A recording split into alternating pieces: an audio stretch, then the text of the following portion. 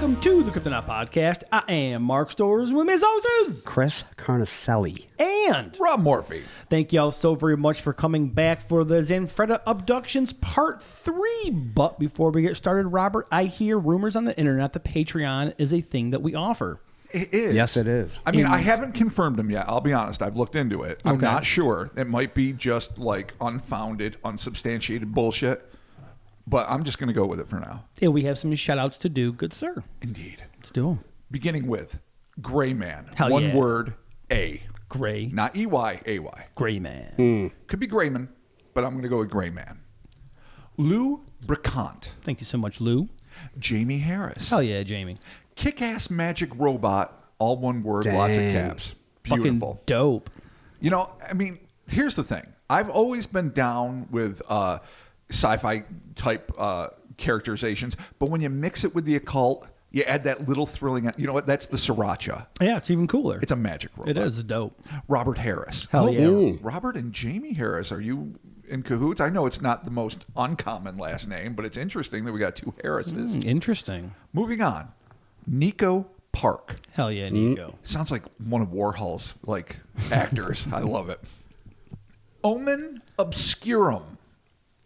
Yeah. Fuck yeah, dude. Do it. Dylan Krantz. Oh, Dylan, what's up? Cody Rushing. Hell yeah, Cody. Yep. And we have a correction. We do. We have a correction. The name that I said, I don't even know if I'm going to mispronounce it the same way, was Antonio Kokajan? I think that's what you said originally, yeah. Something like that. Yeah. Clearly, I was wrong. Our Croatian friend literally said you butchered my last name in the shout out, so here's how you say it. So here we go with Antonio Kotzian. Hell yeah. That looks pretty good, yeah. There it is. I mean, Word. we may have got it. We may not have got it. We've had meetings and discussions about this, and I think we got a lot it. of, you know what? Because we care so much about our patrons and everyone, honestly, that we are going to do our best. And if I said it wrong again, you know, you get your third. You get a third, So- maybe a ninth, possibly a 12th. Yeah. Absolute worst case, just record it as an MP3 and email it to us at cryptonautpodcast@gmail.com. Yeah, you know what? That's true. That's going to be a new thing. Yeah, Just do a TikTok of it and fucking Yeah, send it or to just us. put it on. Give me like an Instagram live video of how to say your name, and then that way I can just play it for Robert, and we can all fucking get on And do watch our me shit. still fuck it up. It's okay. It's all right. Invariably. It'll work. It'll work. But thank you, Antonio, Yeah, and thank everyone you. else. Thank you, everyone who supports us there financially. Thank you, everyone else that just supports us by listening and buying T-shirts and whatever else. You guys are the kitties' titties, and Definitely. we really, really love you. Thank you. We appreciate all of that. Actually, I'm gonna take a minute here to dedicate this episode to a buddy of mine who unfortunately passed away. His name's Phil Fletcher. He was a buddy of mine from work. He's actually a plumbing inspector and also a fellow UFO nerd. Oh man. So he was a super good dude. He unfortunately passed away. He was only 52 years old. So it's damn. awful. But him and I actually, when this series started, I was like, dude, we're finally fucking doing Zanfretta. So this one's for Phil, my buddy, a.k.a. Felipe. He's my dude. Perfect. It sucks. I'm going to miss him. And you know what, Phil? Hopefully, wherever you are on the other side at some point there, if you can make contact, brother, that'd be nice. That would be Just awesome. saying, I'm here waiting for you from your brother. I'm here. Yeah. Good journey, Doing Phil. it. There it is.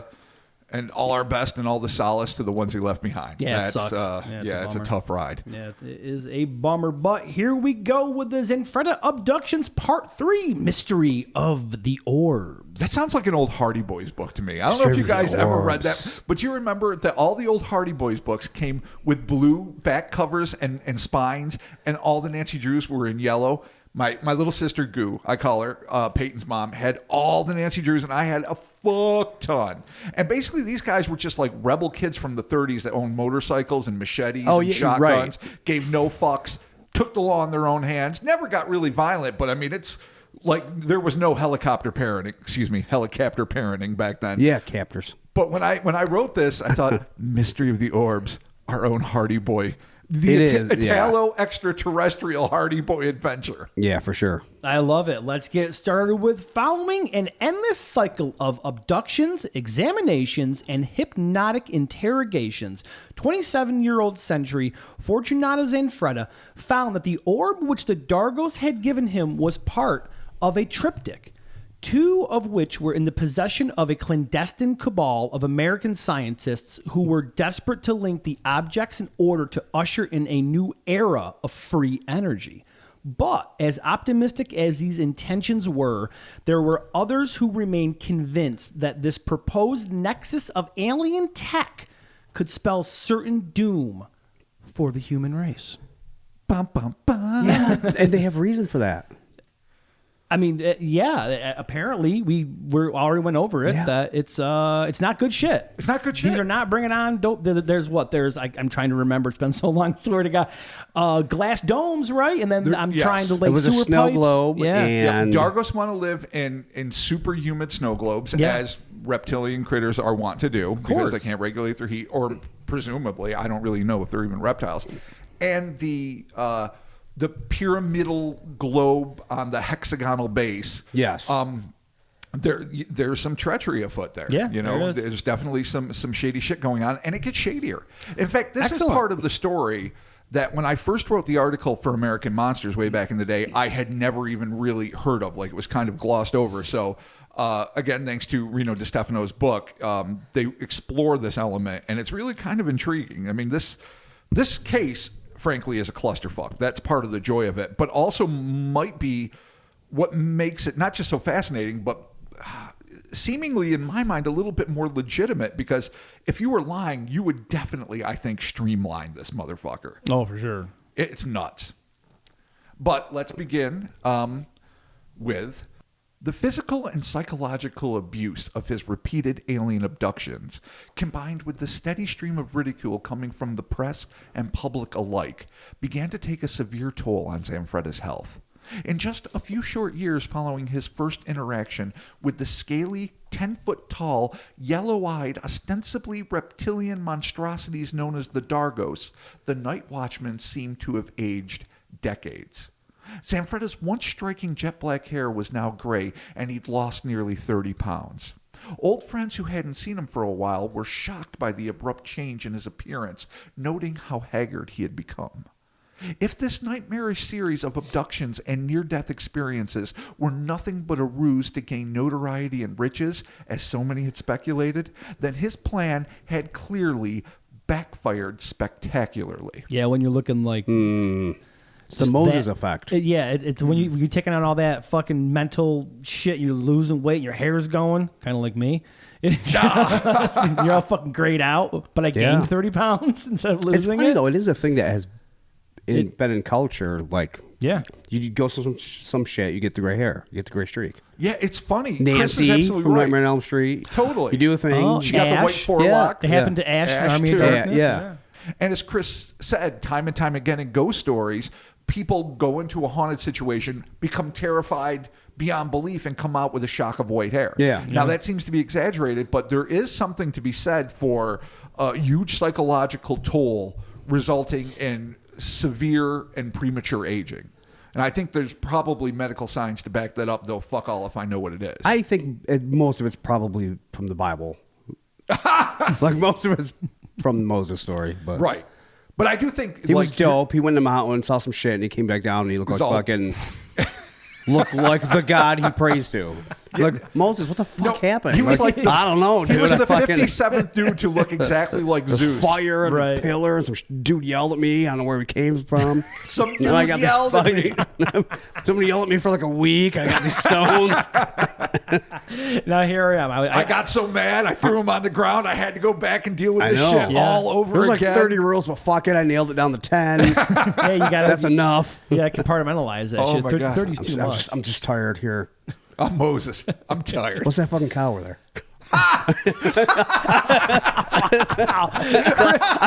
Chris with the fucking biblical zingers. Holy shit. Oh my Wow. God! As a fucking reformed Catholic and fucking lifelong Dude, I parochial know. school victim. Wow. Fucking, that's exactly how I see him doing. He's haggard. He's done. He's holding this shit in his hands. He's like, hey, what's that cow over there?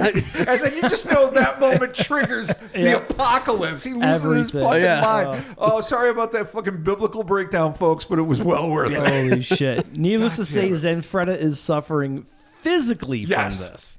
But the guard's health issues weren't merely cosmetic. Besides the horrific headaches he had always suffered before the alien interlopers would abscond with him, Zanfretta revealed that for a time after each abduction, his urine would be pitch black. Oh, that's not good. Oh, big fun. Oh. That's no. like beyond diabetes piss. That's like even worse. I mean, how much blood is in your piss to make it black? Unless he's pissing something Or out. unless he's pissing something out. Like, unless, like, they have to do something to his metabolism so he can function in the green hot box that is their UFOs. Yeah, and then he has to, like, urinate it out or it'll poison his system. I know, granted, this is based on nothing, but still. Yeah, I mean, this is not a good sign. But black piss. No. First off, great shitty teenage metal band name. Yeah. Terrible physical condition. X Black Piss X. There it is. Fuck Hardcore yeah, as fuck. Okay. Fuck yeah. His family and friends were terrified that these incredible interactions, whatever their origins, would end up killing him. That's legit. Nevertheless, despite these profound physical changes and the fact that devices hidden in his patrol car proved that something had not only lifted his vehicle off of the ground, but had elevated its internal temperature to an incredible 110 degrees Fahrenheit, during the icy February weather, skeptics still insisted that Fortunato Zanfretta was either delusional or an outright charlatan, turning this once respected man's life into a living hell. And let's not forget, I know we just touched on it at the end of the last podcast, but if you remember, they had those wires that fucking were going to show if the car was lifted more than a foot and a half off the ground. Yeah. They had the magnetic tapes to check things, which showed nothing. They had the memory thermometer, whatever the fuck it was, in the special box. And I think something else, and everything except the magnetic things showed obvious changes. And he was definitely not aware that they were in his car.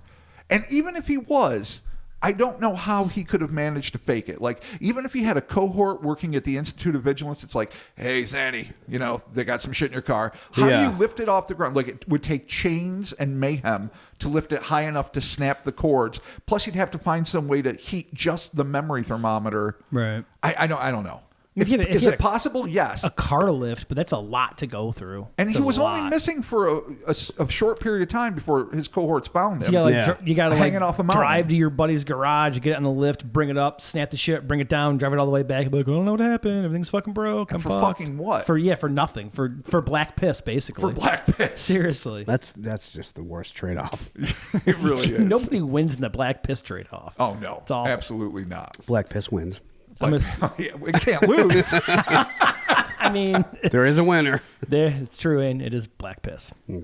All of which was only exacerbated by the fact that the extraterrestrials had imparted to him an object of immense technological and potentially destructive power that was said to serve as both a transmitter and a homing beacon for a fleet of alien colonizers hell-bent on claiming at least a portion of our planet as their own.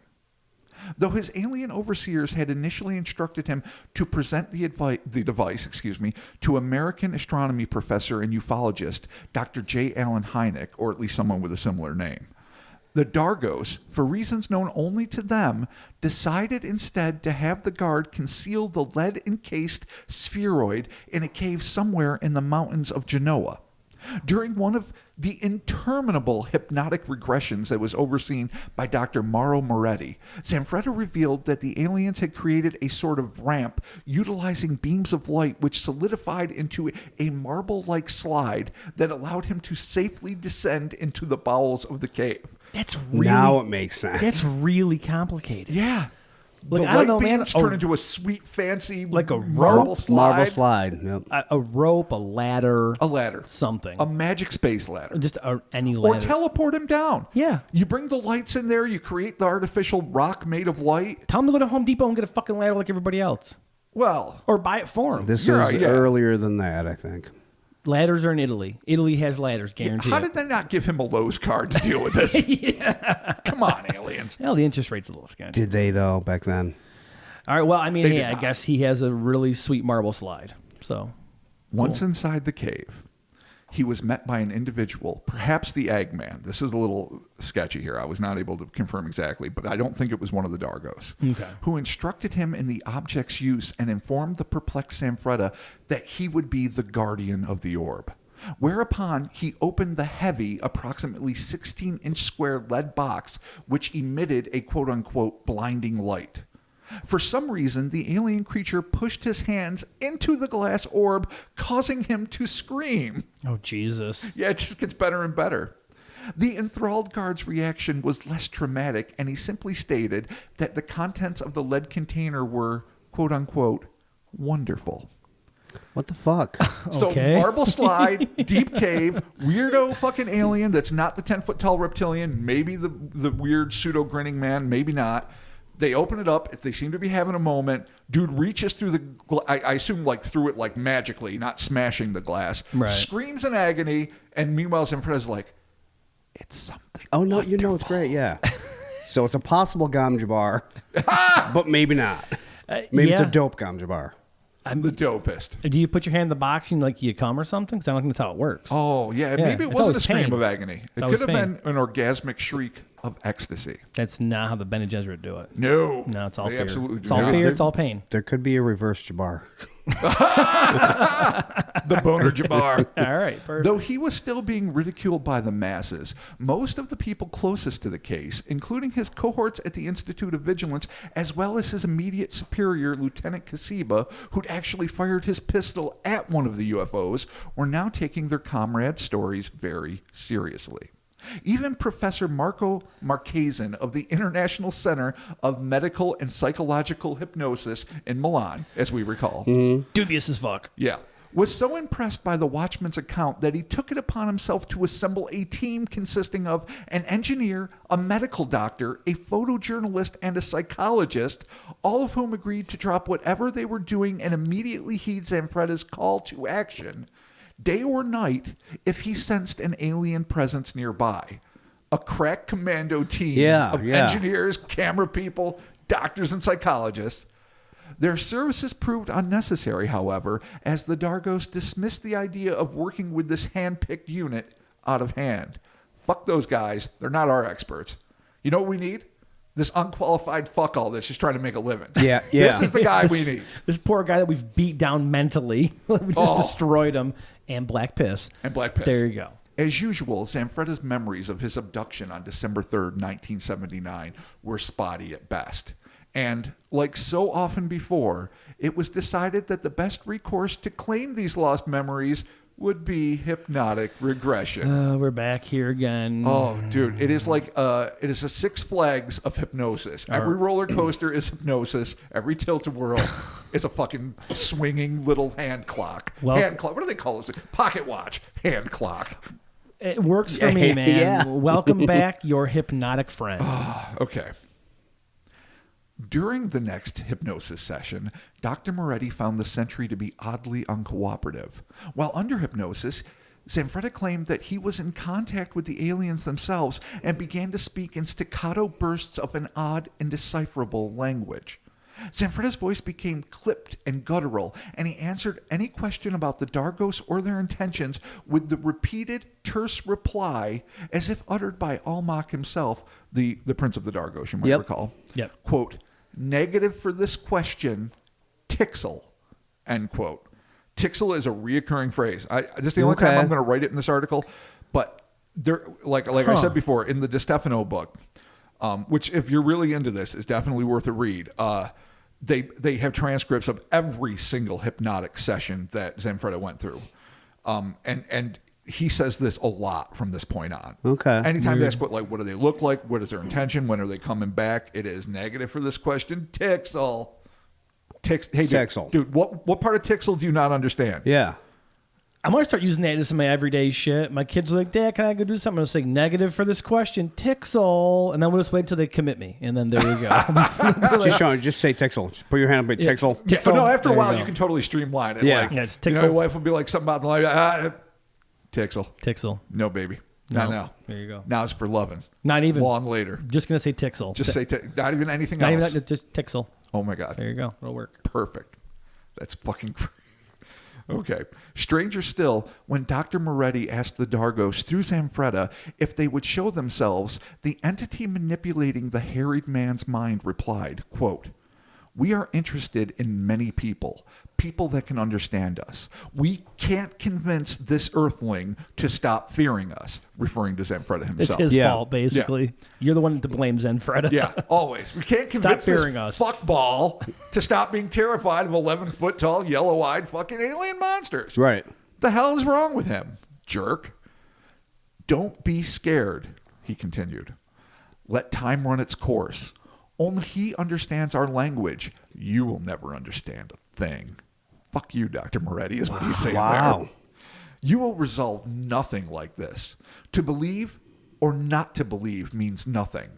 Everything in due course. There will not be many laughing about this earthling anymore. It means a lot to us. End quote. It just gives me a panic attack trying to listen to that. No, What is the even there's point of zero this right now? information in what they said. And I'm telling you, it is just as frustrating They should reading have the just book. said Tixel. Yeah, and then they it'd should be have just said easier. fucking Just say There's Tixel. so much of that. Oh, God. It's but that's awful. why I'm here. I take that bullet for the team. All right. And it is just as frustrating as you say. Against all odds, on August 13th, 1980, Fortunato Zanfretta heard the enigmatic flute-like sound that so often preceded his abduction experiences and took off yet again.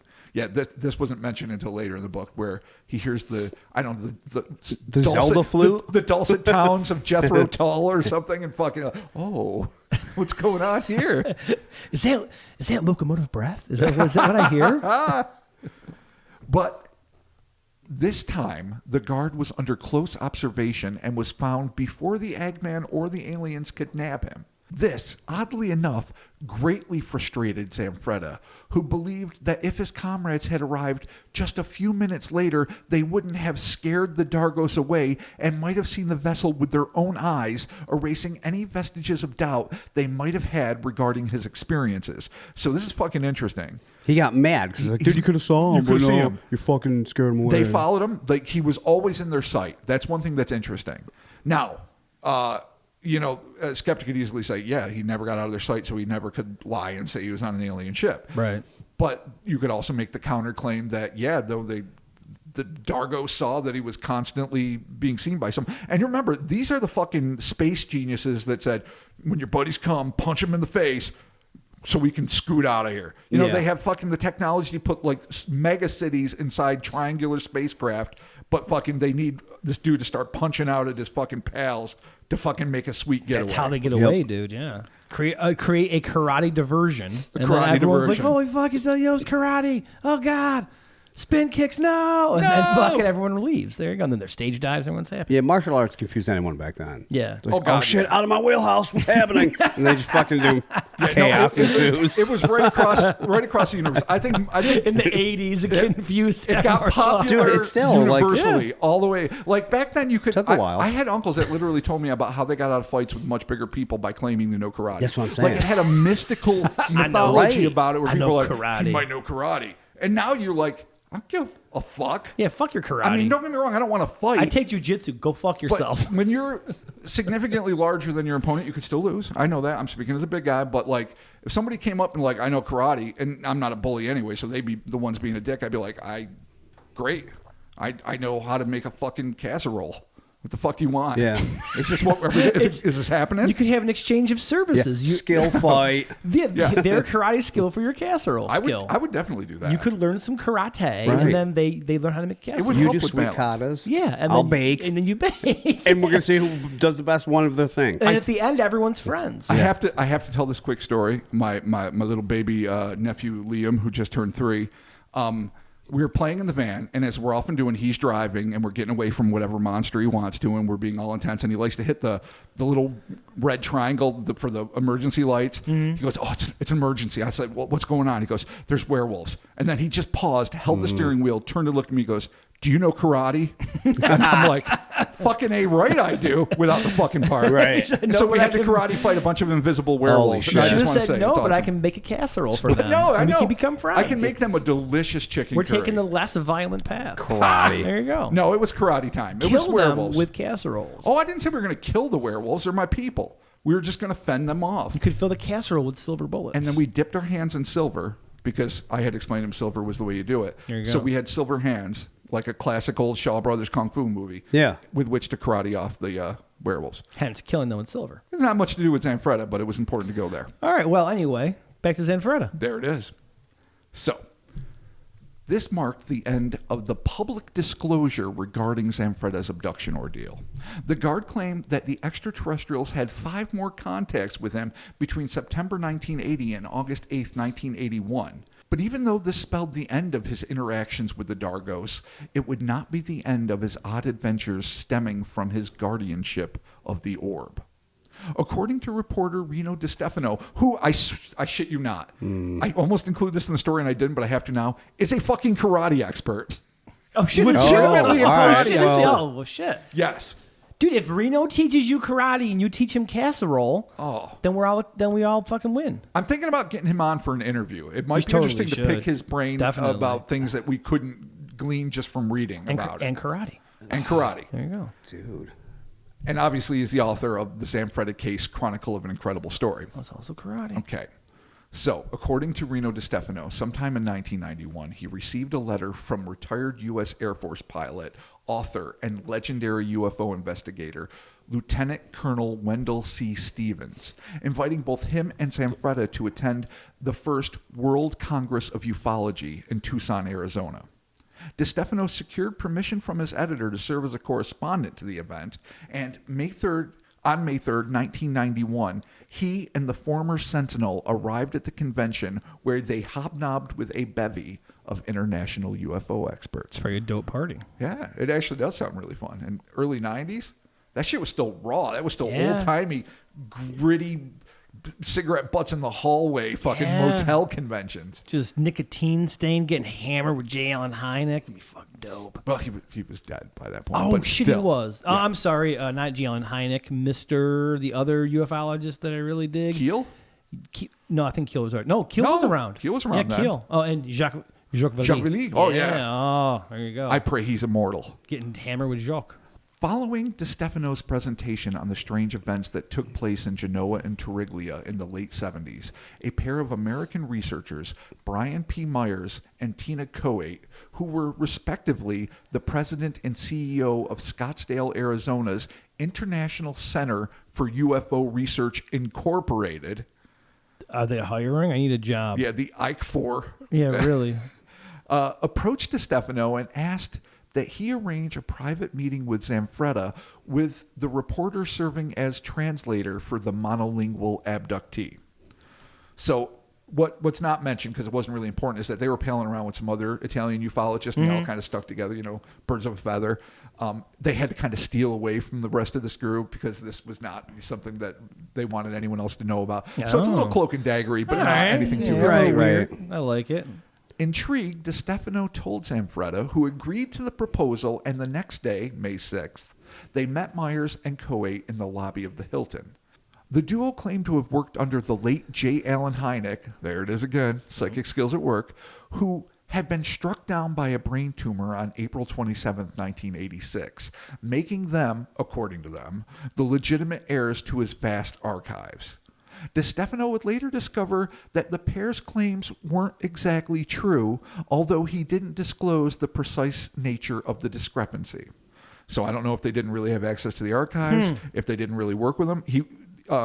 Hynek did die in Scottsdale, Arizona, and that's where they were from. So it's likely they did interact in terms of being the legitimate, as they said, spiritual heirs to the Hynek legacy. Who the fuck knows? It gets shadier and weirder. Okay. All right. Myers and Coate claimed that the International Center for UFO Research Incorporated was part of a larger group known as the Space Science Center Authority Limited. I like how they all have businesses incorporated and limited. Like, we are now actually... It's America, so they have to be legit by doing things like that. We are an LLC because we have to be legitimate. Yes. Yeah. So there you go. But I mean, I've never heard of it's never like MUFON Inc. or APRO Ltd. Yeah. No, dude, this is all about taxes. We have this discussion all the time. This is all about taxes. This is a way to for what we're doing, yes. Yeah, but I mean, even these guys, man, they got money coming in, they got money coming out. You got to have your write-offs in order. You got to have your board, your members, all your shit. I'm not faulting them for going legit. It's just kind of funny. Yeah, absolutely. So, the Space Science Center Authority Limited was engaged in a literally monumental project to construct the quote-unquote city of the future with a level of technology never seen before. To try and go Elon Musk before Elon Musk. Or what's that project that fucking Bill Gates is doing down in Arizona right now? He's building like a smart city. Oh, I don't know. I didn't hear about that. At first, I thought that this had something to do with Biosphere 2. I don't know if you guys remember that fuck-sucking experiment from the early 90s where people were trapped in this place to see if they could survive in a tiny habitation after nuclear war, maybe on Mars. But then there was all sorts of corrupt shit when like people started getting fucking Lord of the Flies on each other and other people were sneaking in food. Man. And it was just this like $150 million clusterfuck. This is not that, but that is a fascinating fucking story. But it made jobs, Robert. Yeah. It brought money to the economy via jobs. There it is.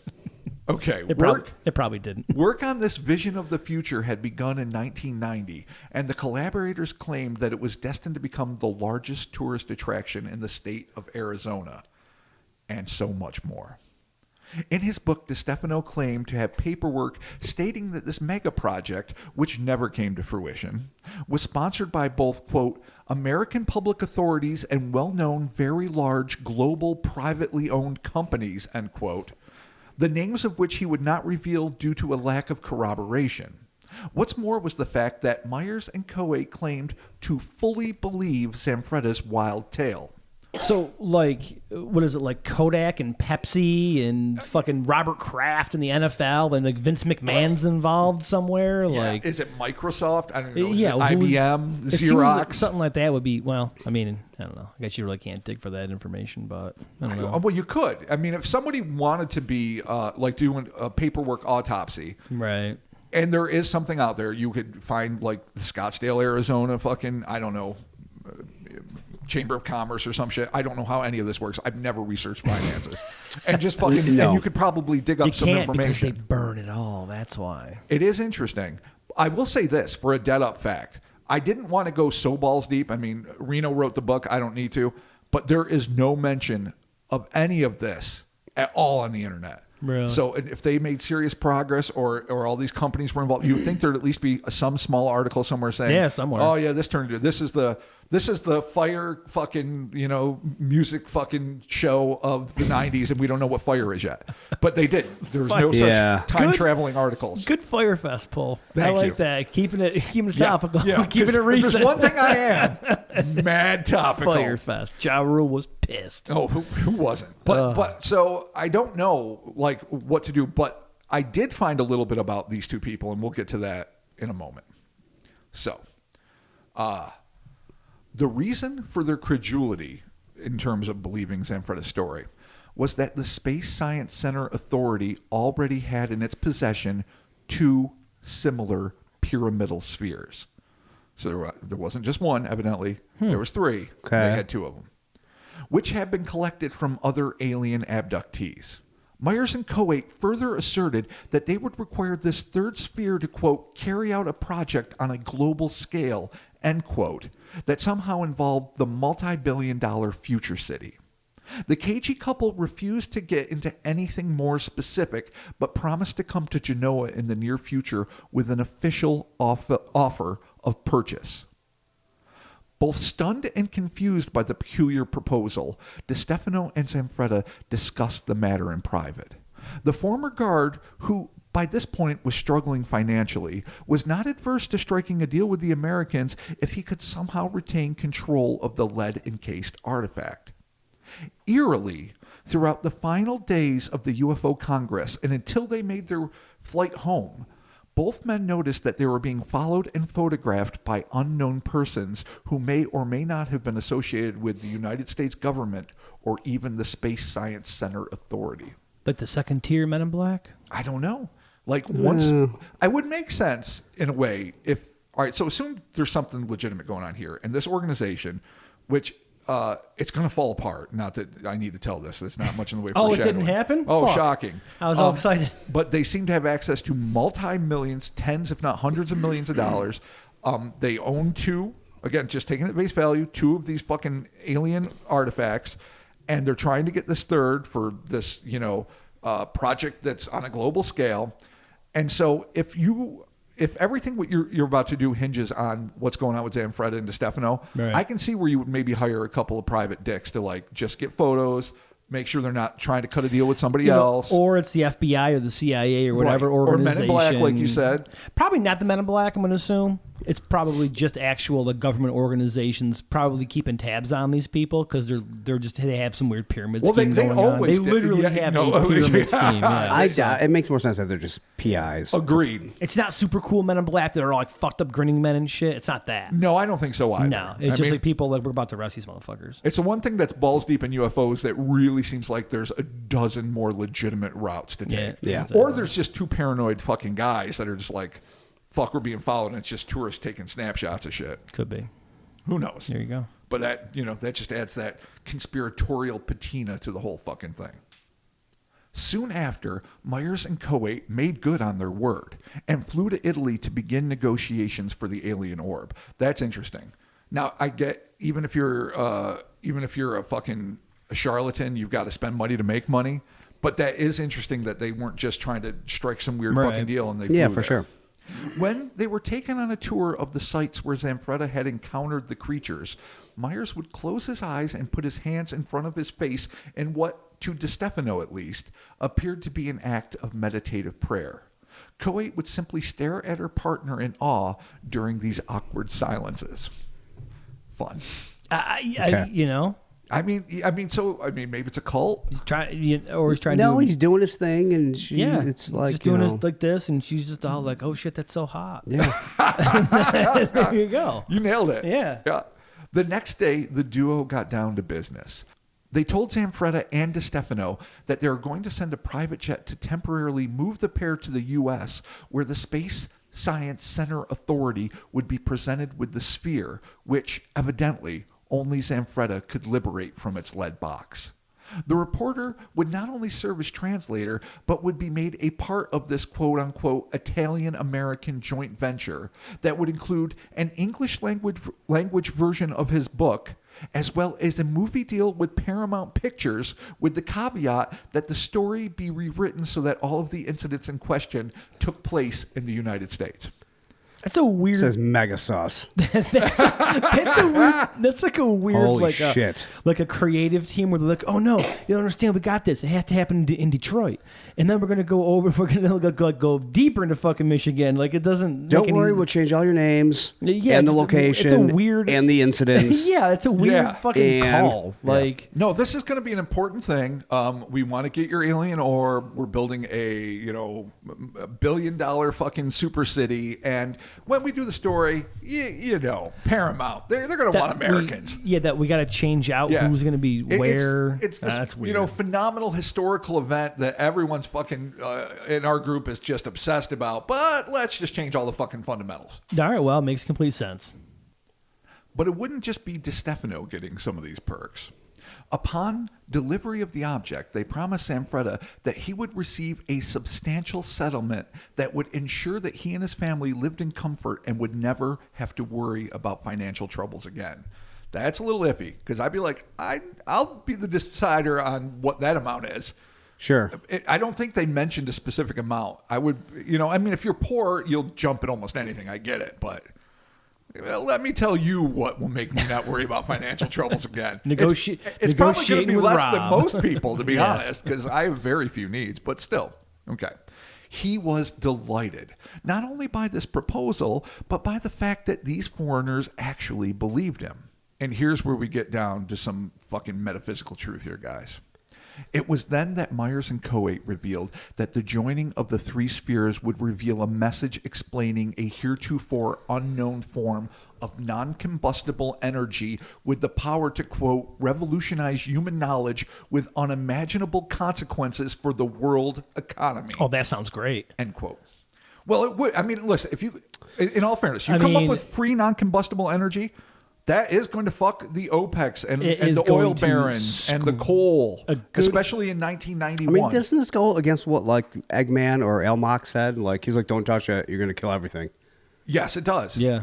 So, but these guys are they're like, "Oh no, Elmock was lying." They got free energy. It's just you put it together and it's super energy. So here's the fucked up thing. Apparently, and it's not a black hole death. It's eternal life and happiness. It's definitely a black hole death. Okay. No, this is all part of it. But here's the thing, and I'm going to warn everyone in advance listening and my two buddies here that these are answers that'll never be forthcoming. And here's where it begins. We don't know where they got these other, if indeed they have these other two orbs, where they got them from.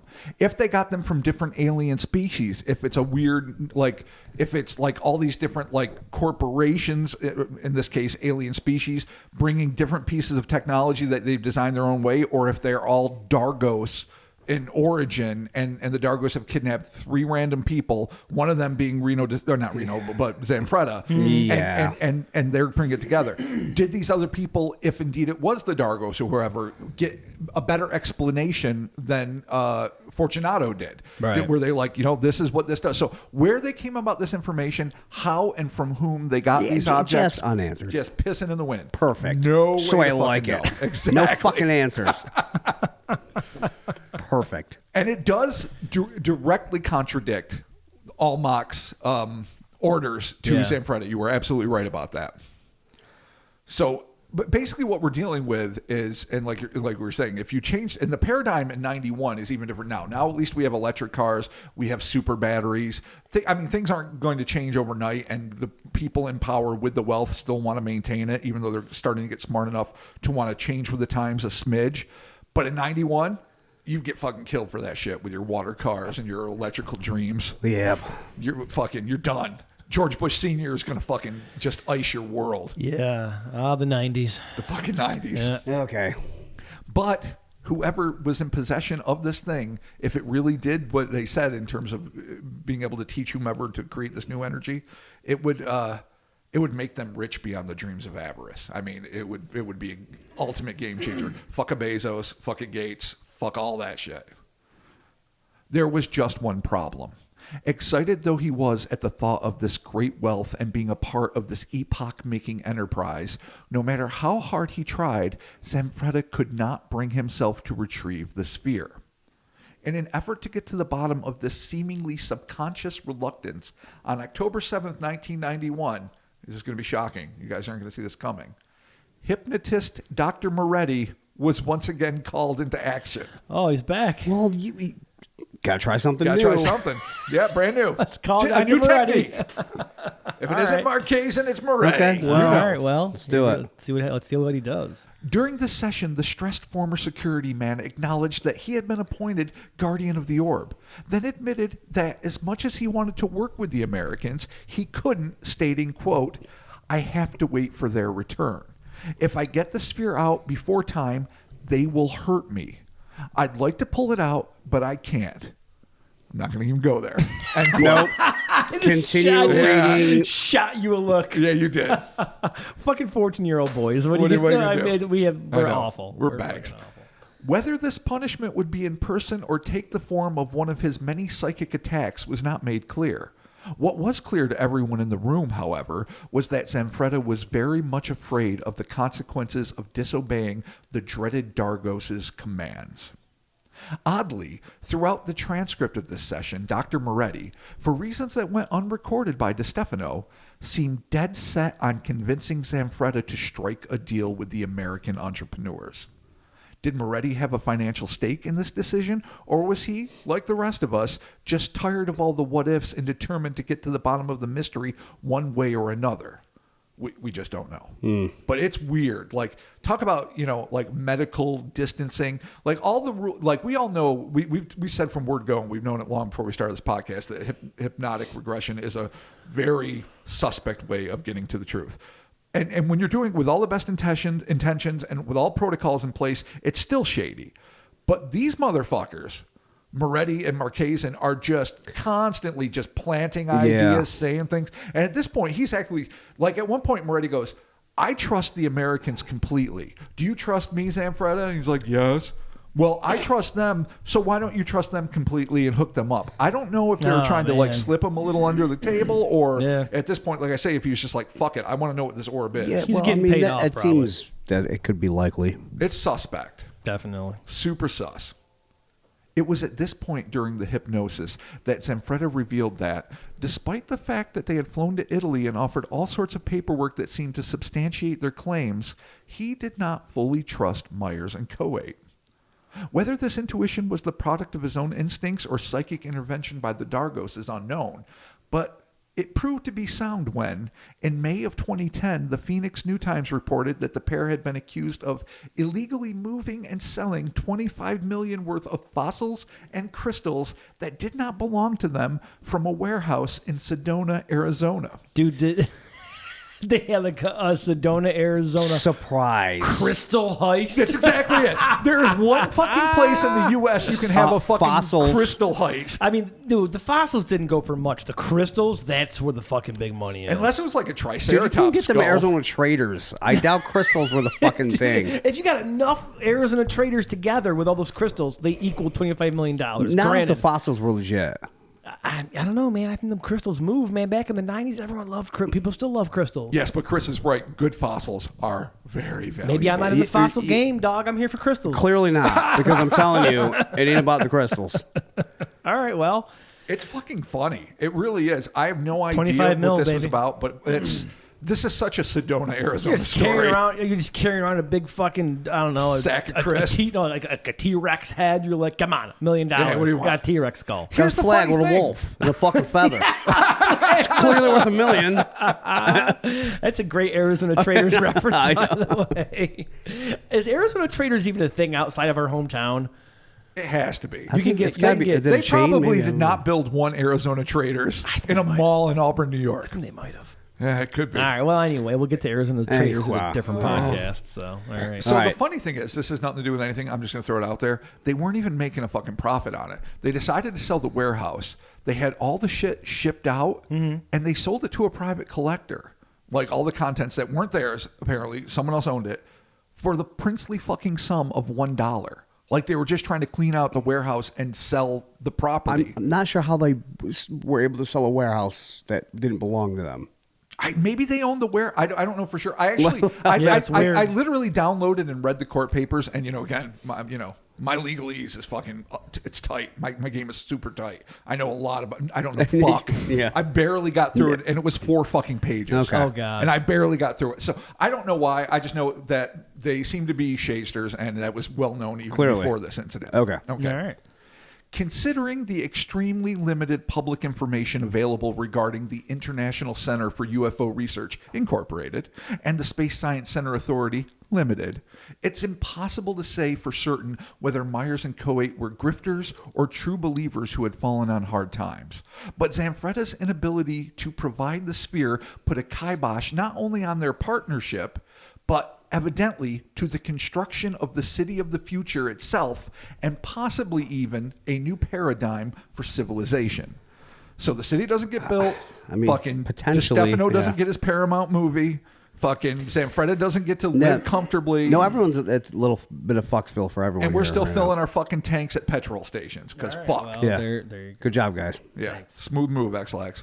While there's no doubt that the supposed series of events that began in the mountains of northern Italy trampled through the border of the absurd into the nearly unimaginable, one cannot dismiss the fact that there were over 60 eyewitnesses to these strange aerial phenomenon, including the mayor of Tariglia and even a parish priest, which you take with a grain of salt, and at least one poor soul who allegedly lost his life because of it, the suicide victim that's been often associated with this. To this day, the perplexing case of Pier Fortunato Zanfretta remains the most famous account of an alien abduction ever to hail from Italy, and frankly, one of the most alarming on record. Those who believe the long-retired sentry cite the preponderance of physical evidence from enigmatic patterns etched on lawns to the inhumanly, Impossibly, you mean? unfathomably, regrettably large boot prints made by beings with a dumbfounding stride to the sheer number of credible and corroborating UFO observers. And I don't want to hear one bad word about those goddamn boots again. I know it happened last week. They can't be faked. How do you? They cannot can you, be faked. Can you step 6.5 feet? I said they can't be faked. I'm the one that was like, those are unfakeable. Who was that super duper tall basketball player in the early '90s? Maybe he was on the Dream Team. I know this. I'm asking. I mean, the wrong people. there's a lot of there's a really lot. tall people. There's like Shaquille O'Neal. There's Like Dikembe Kareem. Mutombo, Kareem Abdul-Jabbar. I was thinking Mutombo. Mutombo. That's the one I was I trying had, to think of. okay. I had those fucking shoes. They were dope. So say it was him vacationing in Italy, and he's like, we're pulling a prank on our buddy. We're fucking around. He's busy playing Listen, I basketball. know he's on vacation. It's an off season. It's like the winter in fucking the mountains of northern Italy. He's like, just put on these sweet boots, take the biggest steps you can. It's going to be fun for all. You nailed it. It was Mutombo. Oh, so you understand how absurd it is. It's clearly fucking aliens. Thank you. Clearly Mutombo. Did you see that? That's called reverse psychology, Oh, motherfucker. congratulations. You broke my mind. Good job. Hard feet there. Oh, all right. You want to be a dick about it? That's fine. All right, I stand by it. All right, fuck you. In fact, if the Watchman's Odyssey was nothing more than a hoax, it must be credited as being one of the most well-organized and longest-running ruses in paranormal history. The truth is that it's almost easier to accept that elephantine ETs repeatedly kidnapped a random and utterly unqualified Earthling to use as their mouthpiece for an oncoming invasion than it is to believe that this simple working-class man with no history of fraud or fantastic reveries, imagination free in 93, guys, would spontaneously concoct, much less maintain, a hoax of this complexity for over 4 decades. And while I'm obviously being a little tongue-in-cheek when I say that, I still think there is something to that. This would be an incredible act of not only organization, but maintenance that would involve a lot of fucking people, many of whom he didn't even know. Yeah. So it would have to be like a UFO organization, and they would have to be well-lubed and super financed, and I don't even know how. Right. Which doesn't mean that everything that was said is 100% true. We can break down that. Oh, we'll definitely be doing that. Okay. And for what? Fame that those closest to him claim he never craved, and riches he never received? Not to mention all of the negative consequences that came with Zanfretta's revelations, including the ending of his marriage and a reputation that was dragged through the mud. For a prideful man who valued the respect of his peers above all else, becoming a living punchline to his countrymen must have been well nigh unendurable. And black piss. Fascinatingly, as the years have gone by, those that were the closest to the Zanfretta case, especially his fellow guards and bosses at the Institute and the military police who interviewed the scores of UFO eyewitnesses, have ended up being the most vigorous advocates for a supernatural solution. Zanfretta's former chief, Lieutenant Giovanni Casiba, expressed it this way, quote, "Whether we like it or not, we are facing something inexplicable, something that cannot be brushed off lightly. I repeat, I don't know why this happened or why Zanfretta was the only one to suffer the consequences. What I know is that it happened, and that's enough for me, even if many get scared just by thinking about it," end quote. There are, of course, those who have suggested that Zanfretta could clear up this whole mysterious mess by taking a chance that the Dargos have stopped watching him and simply producing the self-illuminated, message-carrying orb. But here, too, is a twist, as the guard insists that in the decades following his rash of abductions, the mammoth monsters returned to Earth to reclaim their prize. Maybe they used the marble slide. Maybe something else happened. They finally got that home. They got that Home Depot lighter finally. Okay. Yeah, they took it back. Skeptics delightedly point out that this signifies the final nail in Zanfretta's credibility coffin. Credibility coffin. Copyright us right now. But some of those closest to the former Sentinel believe that the object is still hidden somewhere in the craggy knolls outside of Genoa, and that the reason he told people that the Dargos took it back is the same reason he never gave it to Hypnotic or the allegedly wealthy American ufologists. Because he knew that whatever that thing may have been, be it a homing beacon, CB radio, or a tiny apocalyptic weapon meant to terraform Earth into a hot, wet, and swampy paradise like Titania, as long as nobody finds or accidentally triggers the device, the planet he calls home might just stay in the hands of the people he's trying his best to preserve. And if that's the case, and Zanfretta is truly protecting the world from an all-out alien invasion, this haggard, belittled grandfather isn't merely a humble night watchman who unintentionally blundered headlong into an intergalactic conspiracy involving colossal cosmic conquerors. He is a hero of Olympian proportions who is no longer just defending a tiny slice of the Arcadian Italian countryside, but the entirety of the planet.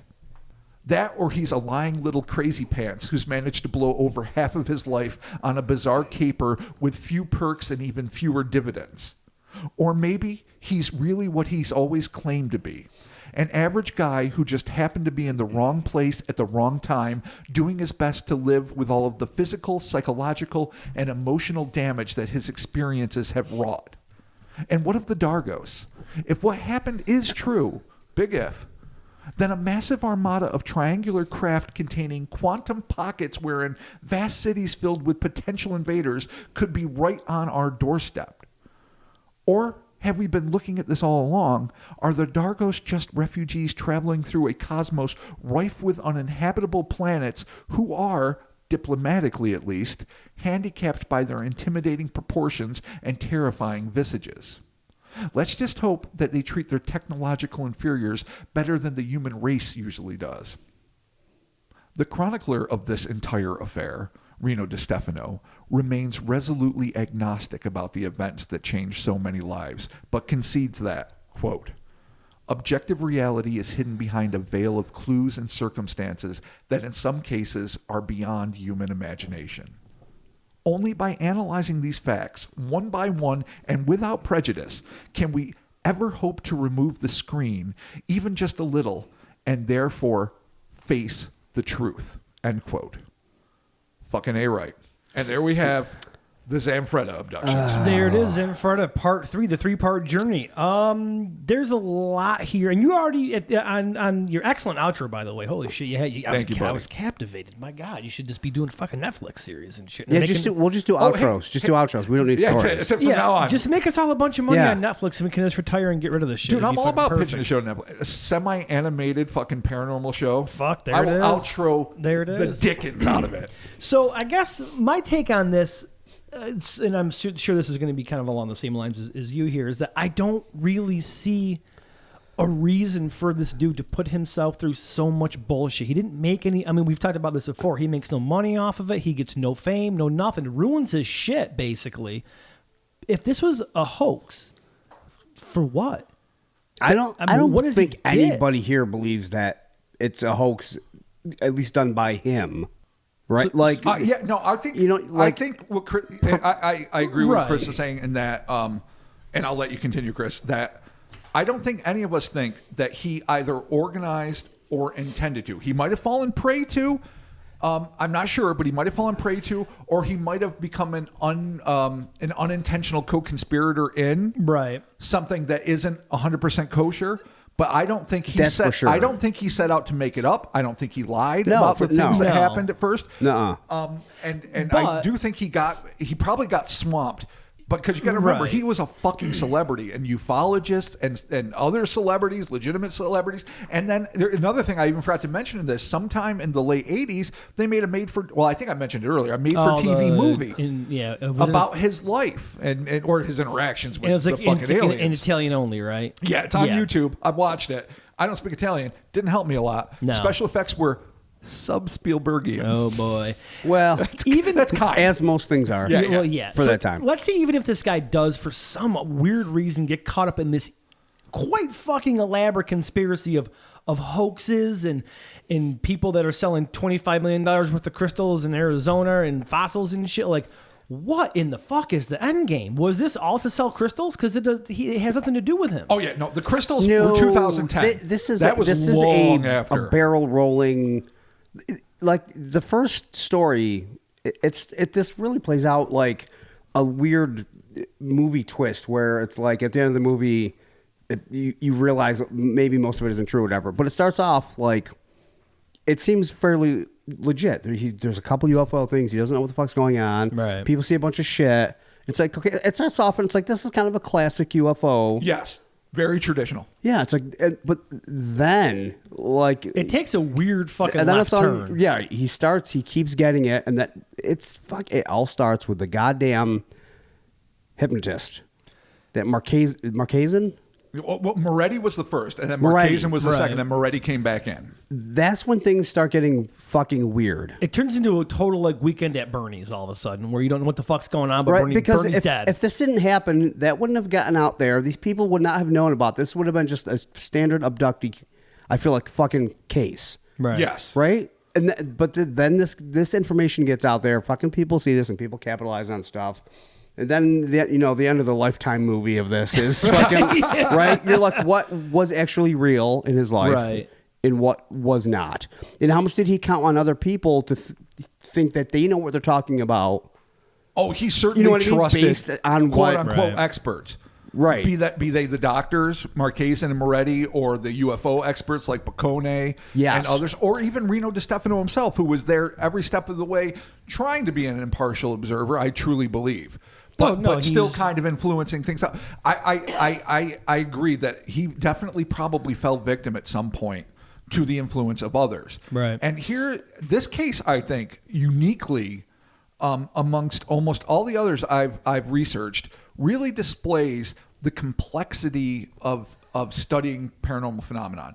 Like when you're dealing with like a scientific thing, you run a test, the experiment is yay or nay, and you fucking move on and you repeat it and you repeat it and you do whatever. Yeah. If you're talking about real life and interpersonal relationships, it's a messy clusterfuck where hopefully you get some smiles, some hugs, and some orgasms and feel loved at the end of the day, but it's a shit show. And they couldn't be further apart. But paranormal studies are somewhere in between. And I think there's contingents. There's people that want to believe that he was either lying or just not that bright and totally got tripped up by hypnotists and ufologists and started building unintentionally a whole mythology. Or there's people that want to, on the other side, the paranormal side, be like, this was a UFO abduction. The Dargos are real entities. They are really trying to find a place to live. And for some reason, they picked him, maybe because he was susceptible to understanding the language or something, even though he wasn't qualified to do much else in terms of being a intergalactic diplomat. And it is definitely a story about alien abduction. And in the other camp, it is definitely a story of human upfuckery. When in reality, it's probably somewhere in the fucking middle. Like, I think, based on this, that he probably got abducted because even before Moretti's first hypnosis, he was reporting to the dispatcher, like, who attacked you? He's like, they're not men. They're huge. They're horrible. So that was a conscious Yeah. pre-hypnotic memory. I think he might have had an interaction, and I think it probably spiraled out of fuck-sucking control. Yeah, that's exactly how this plays out. And the hypnotism is the worst in terms of fucking putting ideas in your head and doing these. And here's the other thing, too, we can't ignore. I mean, he probably enjoyed the celebrity a little. Yeah, he's getting mocked. Yeah, his reputation's getting torn to shreds. Yeah, his wife and kids probably aren't happy about it. And eventually she's done with him because of it. But at the same time, he was just basically a nobody from Right. Tariglia or Genoa that's just fucking doing his night work and living his life. No imagination whatsoever. Living it. none. And then suddenly he is a fucking celebrity. And maybe it's like some people say, all press is good press. Maybe he just liked being the center of attention. And maybe even at that point, he started lying a little. I'm not saying he was. Right. But Well, maybe- that's the thing no one ever wants to talk about, too. You can have a legitimate paranormal experience and still fucking lie about other ones later. And nobody ever really entertains that. It's either they're always a true, honest to God eyewitness or they are a pure liar from word go. Right. People don't work like that. No, I definitely feel like he, maybe not outright lying, but agreeing unnecessarily or agreeing Or on wanting things, to or be agreeing agreeable. with things he's really sure actually did, but he agreed with that anyway. People do that shit all the time. Oh, yeah. Oh, Yeah, I mean, so it's I'm just out, like, of, oh, yeah, out of sure. laziness or when I was like less secure in who I was as like a middle schooler, I would definitely go along and go, oh, yeah, no, this sounds like a great idea, breaking into your grandma's house and stealing her wine. And then inside I'd be like, oh, my fucking God, we're going to jail. Yeah. But you just do it. But like you can convince yourself of those things. That may be really skept at first, but then you can really convince yourself of those things if you keep doing it. Because at some point you're not going to remember when you actually start believing that thing was true. Then you're just kind of tangled Right, in your like own, you just start doing it, and you're like, 100%. "Oh, wait a minute, this is part of my thing now. When was this a thing? But it is a thing, and I believe it's the thing. It's and the then thing you're I just do. tangled up in your own bullshit, and there's you can't get out of it. So you just got to keep the bullshittery rolling forward. Well, that's another thing that isn't really addressed, and that gets to the point. Like, even though I wrote it, and I do agree, you don't. He couldn't have organized this. Just No. period. No. But in terms of maintaining it for 40 years, that seems like an extraordinary act of fucking deceptive heroism, anti-heroism. But it does get to a point where if the lie is your life, not only do you maybe forget part of it as a lie, like Chris said, but it's more detrimental to renege on it. I mean, look at the Cottingham Fairies. No, yeah, Those old ladies you can't eventually at said, that point.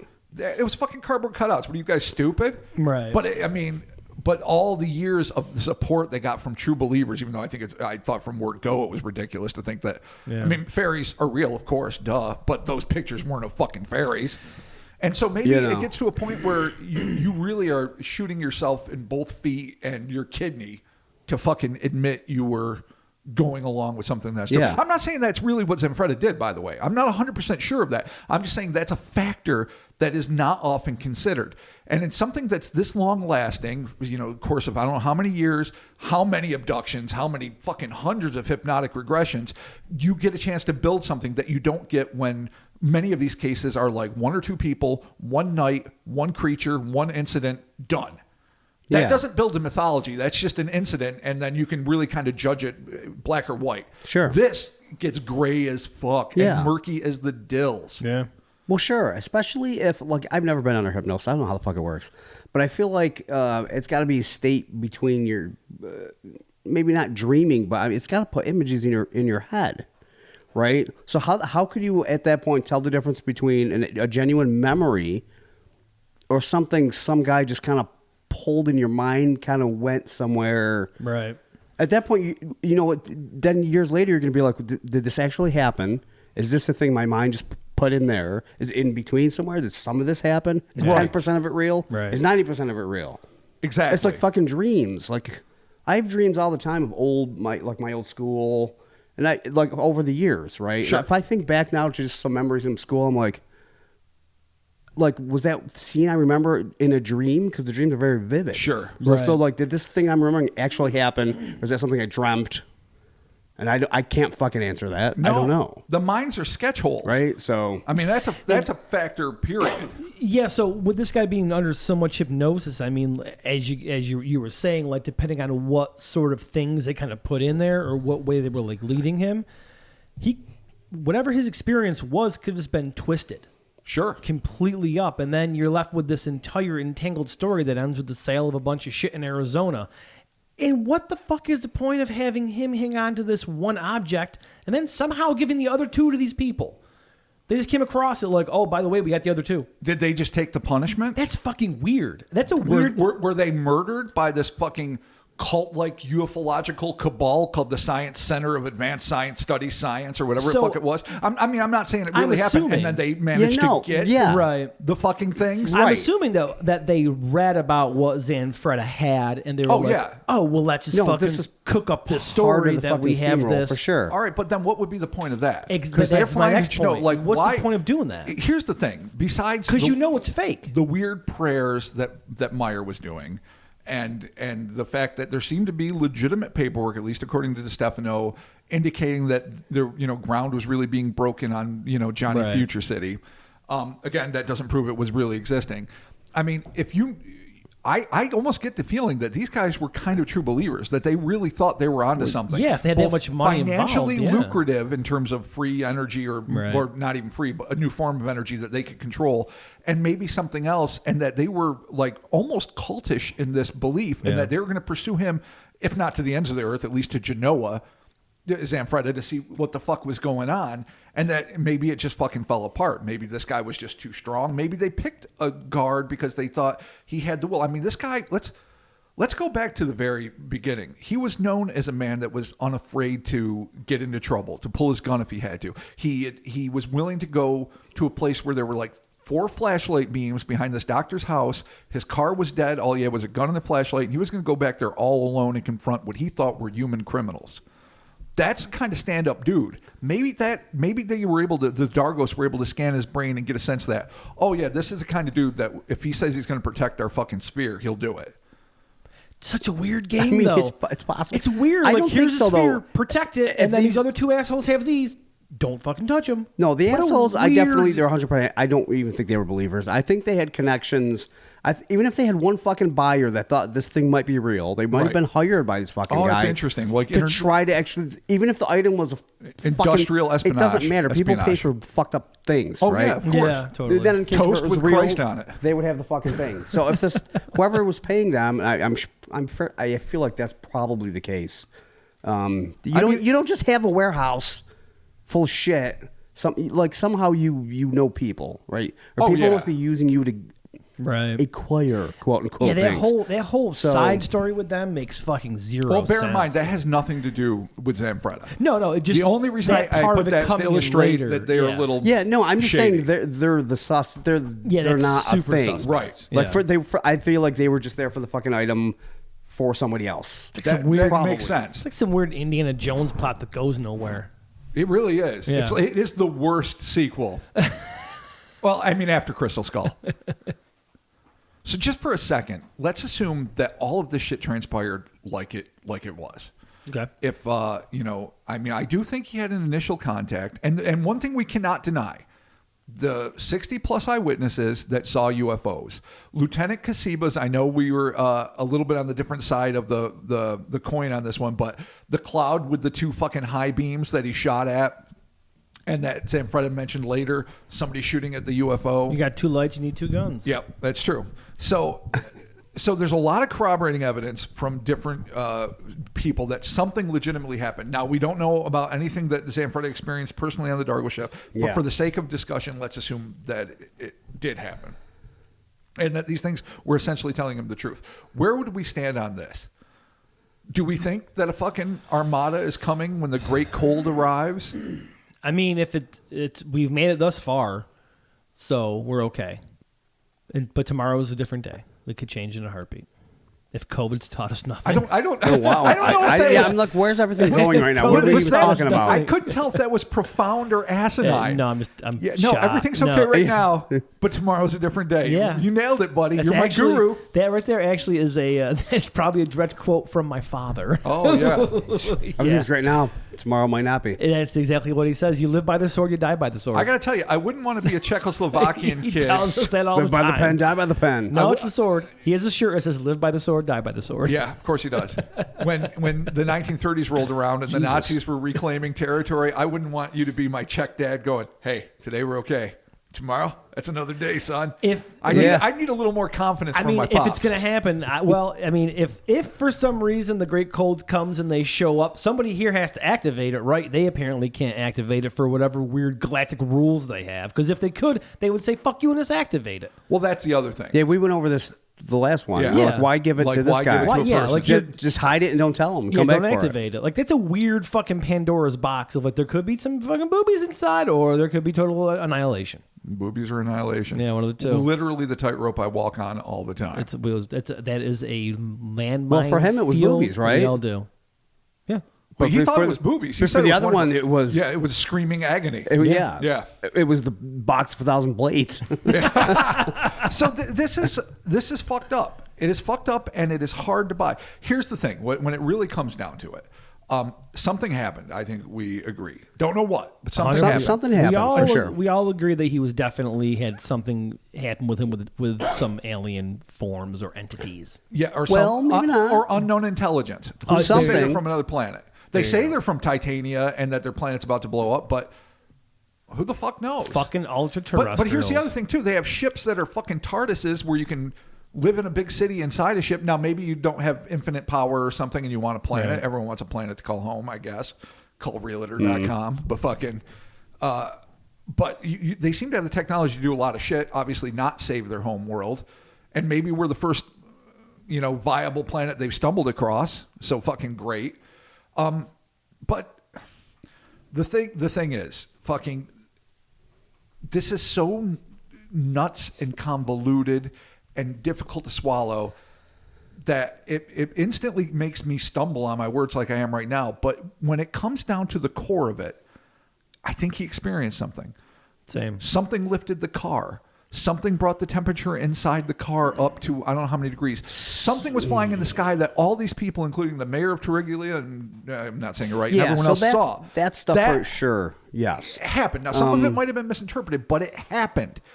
And that's why it makes it so much harder. If the story had simply been about Grays touching his butt, fucking showing him about the dangers of nuclear war, it would be fine. It nearly was, other than the hypnosis and stuff. It's too bad they didn't have like third-party people to really verify whatever evidence they had, right? So they just took this stuff and said, well, this is what we found out. I'm like, well, it'd be great if we had somebody else to verify everything was the way it should be for that to happen. Right. I mean, there were lots of people there, but nobody was monitoring the, I guess, the professional protocols of hypnosis. Right. No, not just hypnosis, like the later when they're like setting the things in the cars and the thermometers and stuff. I'm like, they set those and looked at those, right? But to have that handed over to this objective third party place to verify, you're right. Tests were done. The reporter was there. Granted, he wasn't working for the institute, right. And other people were there watching these tests. But yeah, no, I mean, it wasn't. They were trying to keep it clandestine at this point. Right. Though I do find that to be probably the most significant evidence involved with this case is that, you know, if he had said he got kidnapped by the aliens again and the car was just fine, I'd be like, well, fuck. Then it could be either a legitimate delusion or a lie. Right. But the fact that it was raised off the ground and was made hot and other things, that it makes me go, well, shit, something happened. And I doubt that he had time to fucking pull it off or the inclination. No, I don't think he did. I mean, it's just those tests need to be verified by independently. Yeah. Yes, that's all I'm saying for that. That would help a lot. As what I'm saying. Yeah. Sure. But no, it literally feels like he went through a thing, and it's just it's a stage. It's like something happened, and then like the hypnosis thing really just made this fantastical adventure. Did it access something, or did it spin a yarn? And here's the other thing: this guy, who they said time and time again has no fucking imagination. I mean, is there something? Now I'm going to get metaphysical, and I won't go too deep. But fucking, we're all creative people. We just piss crazy creative bullshit out into the ether constantly, and maybe it keeps our ether content, our imagination levels at a good common place.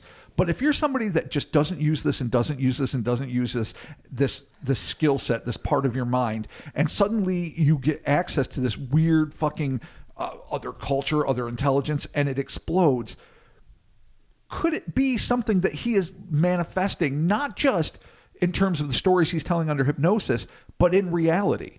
Like, could he have seen a UFO? Could he have encountered something? Is he by the sheer fact that he has this much bottled imagination juice, yeah, it's a science term, inside of him, that it is exploding out and becoming tulpa-like in its reality, and that as he's concocting it, it is manifesting and other people are seeing it in the skies?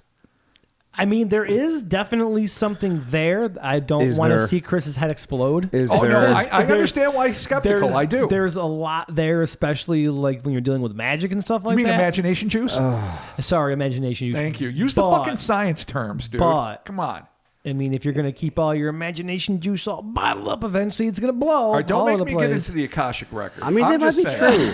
I mean, he really might have been just a super nerd and didn't want to admit it, and fucking, with the advent of Close Encounters, right? Just probing him a little bit, just made him. I really feel something happened, and I think it fucking broke him a bit. And definitely. And then the hypnosis just fucking steamrolled him into the egg ska dancer in the fucking yeah, he's definitely in the ska Elmock. Like that shit is just like I can't. Sure. I almost am not wanting to even include this in this. I mean, you have to. It's because it's anecdotal, but I'm like, huge part of it. It just I feel like at this point No, I mean all the pooch has left the building.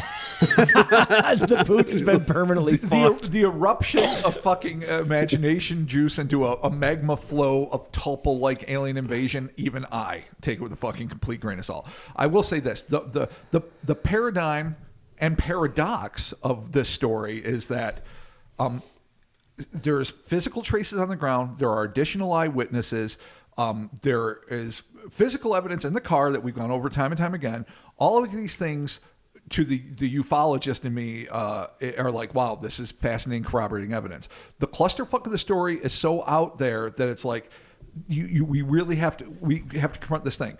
If there's enough compelling, legitimate, scientific, to a certain degree, I know there's limitations, Chris, evidence that something is happening, at some point, do you just take at face value the testimony that goes along with it? Or do you have to judge that on a separate level? Is it unfair to say, I believe the things that can be proven, but that I'm going to shit on the rest of it because it seems absurd to me, just because it seems absurd to me, but might not make it unreal?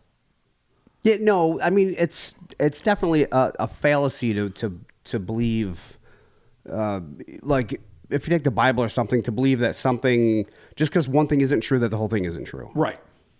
Right. So I view everything like that. Independently. Yeah. Like, it doesn't matter if 99% of this is bullshit. There could be 1% that isn't. And It's conversely, just, you got to find out. if a certain amount is true, that doesn't mean that the rest of it is. Yes, the opposite is also true. But do we all agree that we want there to be a war between the Dargos and the fucking frogmen? The enemy from another planet? I mean, I don't want to be I caught don't in wanna the be caught in middle. it. Well, Yeah, I don't want- okay, if it's gonna happen on fight on Earth. Mars. All right, Yeah, no, I, yeah, all right. fight on Mars. Yeah, I know. Fuck it, Let me say this in a different way. Is there like I'm- a pay-per-view that I can I'm like get? not rooting for yeah. actual war All right. and carnage for any know, I feel like you just living did. thing. No, you I know totally I said, did. but you guys got to know I meant I want to see that movie. That's what I meant. Okay. Okay, Obviously, all right, I'm not well, rooting for a fucking. I'm not looking for fucking frogmen orphans Be out more there. specific crying next time. really. Just say you want to see the movie. Jeez. Just because you want to see the slaughter of innocent frogmen. Oh it's okay. boy! All right, Saving Private Ryan. Hey, There look, we go. I was gonna buy the fucking pay-per-view. I want to watch a pay-per-view war against the fucking That's true. Dargos and Well, the what about frogmen. scripted? It's like wrestling. It's like Yeah. cosmic wrestling entertainment. And where do the fucking They're not really hurting each where other. do the birds fit in? The goddamn birds in the blue tube. They keep stealing pelicans from other people's houses because like fucking birds, man. That's part of our deal. We Dude. Yeah. we take fucking It's the cavemen, birds, and frog people. You know what it is? It's the spoils of war. Oh Yeah, boy. dude. That's There it You is. just got hard. It's part of the Fucking nailed spell. it. Yeah. They need all those things. They do. God damn to it. make this shit work. There it is. Thank y'all so very much for joining us. Zanfretta Part 3. Holy shit. We just did the Zanfretta 3-parter. I don't know why. I'm not sure we did. No, actually. I don't think we did. But just a little behind the scenes here. We've been doing this for only 3 weeks, but we had like a weird week where Chris was off, so you and I had to do something like in between. But I feel like I've been living Zanfretta. Oh yeah. It feels like this felt almost longer than the fucking Mothman. I think and the Yeah, to me, it didn't actually. Mothman Oh my was god, it felt so long. Holy shit. something else. This Well, was like a Mothman was 6-week different. process. It was. It Yes, legitimately process-wise was. for sure, Yeah, but it's going to be put out consecutively, but that's not how Yeah. it was done. No. But I also got to agree with Chris. Maybe it's because I read the 27 books and wrote it all. The Mothman, part of my soul is not mine anymore. It's the Mothman. It Yeah. belongs to the Mothman. It belongs to the There you go. Mothman, and you know where he put it? He folded it up in a blue sheet of paper. it's in a Keeps pocket it- dimension. He keeps it in his pocket dimension. Exactly. That's nice. Oh, what do I got to say at the end of I the don't show? know. I mean, always it's real, forget. it's not real, it's magic, No, it is. it's the Twitters and the Instas and the Yeah. Facebook. Yes, bring us home. Ground Yeah, us. It's Social real. medias. Social Hey, medias. Discord doesn't suck. Do that. Yeah, Discord's great. Look at the Facebook Discord groups. I love them. Our admins are great on Facebook. They're doing the Lord's work. Yes. are. Yes. Because we are not the Lord and they No. are the Lord. No, Yeah, no. we Thank suck you very at it. much for holding down the Facebook group for us. Again, the Instas and the Twitters and the Facebooks. Find us all there. The Facebook group. The Discord is available to the patrons, the $1 and the $5 tier. The $5 tier, you get the no more than 4 bonus audios. The $1 tier gets the $1, one audio per month, right? Yep. Do you get one audio? You get yeah. one audio. And You're Mark right, randomly threw a gift down there. A couple days I ago, did too. apparently. Oh, you yeah. did? Oh, yes. Actually, I put up a Bastard. video teaser trailer on the old Patreons, and the patrons seem to like it. Hokey boken. There will be more information on that coming soon. Hellerspace.com. Get yourself those t-shirts. Get yourself those. Get them bumping out t-shirts. Right off the presses. T-shirts, Corey Haim posters. There. Corey Haim posters. God damn I it. would love to sell Corey Haim posters. We should, but we're not. But get yourself some t-shirts. We can You have might not be, some but- things happening over there. I'm gonna. leave reviews on iTunes for us. Yeah, it helps. It really does. Follow us even on if you got a Spotify. lie, just do it. Yeah, just whatever. And, you know, if you're going to be one of those fucking bent assholes that wants to leave a Whoa, 1-star review, shit. then, I mean, you can do it. It's fine. Sure. We do get a kick out of it, but you're ultimately only hurting yourself. Wow. But aren't we all? Yeah. Aren't we all? I'm not There it hurting is. myself. There it now. is. No, I didn't know. There it is. All Mark's right, a little well, broken. We're going to get him home. We did it. You know what? Tariglia, it's just a state of mind, buddy. We did it. We're going We to take did you it. back We- home. Yeah. We made it. And you know what? On just a quick serious note here, I do want to give another fucking final shout out to my buddy Phil. You're here. Phil Fletcher. Yeah, I don't know. It sucks that, you know, being so young and hanging out with him, being like my fucking UFO dude at work, like, Yeah. we talk like plumbing shit or whatever, because he was the city plumbing inspector, but like it was always one of those cool like Monday, Tuesday morning things, like, hey man, what are you guys doing? What's your next story? What do you guys got going on? Or, oh, did you see this on fucking Coast to Coast? And yeah, it sucks, but I don't know. Yeah. What are you gonna do? But anyway, Phil, I hope one day, maybe in the big waiting room, the sky will be there with a bunch of cool UFO shit that I don't know about yet. Hell That'd be yeah. dope. Maybe And, that's the deal. Yeah. Yeah, sure. maybe there Let it is. the So adventure some- be glorious, have Bill. some fucking dope information for me on the other side. There you have it. Thank you all so very much, and we'll be talking to you soon. Soon. Yeah. Soon. Definitely soon. Goodbye. I've been up since 4. Yeah, it's been a long weekend I'm for dying. all of us. We're all Yeah. dying here on the rare Monday night pod. Oh, yeah, I know. That's part of it. Yeah. Part of it's the Monday night, It's but okay. part of it is the full mind fuck Yeah. that is Zanfretta. Didn't we okay. used to do pods on Mondays? Yeah, but I didn't work on Tuesdays, and I had sleep. There it is. And I was not well, nearly as fucking it's your fault stressed for out. being an American dad Wow. You know what? Just with like, your American truck and your American your American pool. yeah, much like my wife and my children, you are correct. I am wrong. Good night, good sir. American fence, American lawn. See ya. Or- Bye.